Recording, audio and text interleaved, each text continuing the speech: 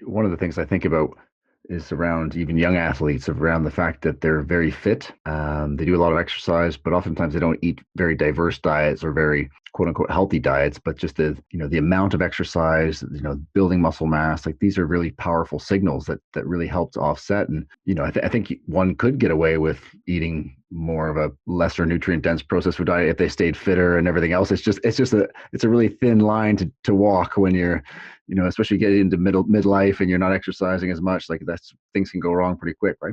Absolutely, but even from that standpoint, Mark, we some of our work has found that if you consume whole eggs versus egg whites, Mm-hmm. matched for protein, that you actually, and coming back to the athletes, this was done in young resistance trained athletes, and young I mean in their early 20s, that we found that if you consume the same amount of protein from egg whites or whole eggs, you actually get a higher muscle anabolic response with whole eggs, which again was not per se explained by the amino acid composition, which is very similar, but it's explained by this extended pool of nutrients that are found in the egg yolk. Several, obviously, vitamins, minerals, but also bioactive peptides that we know play an important role in signaling and in intermediaries to muscle protein synthesis. So, and pulling that back to some of the other diet in general, when obviously when you're microdosing these extended pool of phytochemicals or biochemicals over maybe a 20, 30-year lifetime, like you said, when you come to middle age, then yes, these things I think are going to matter.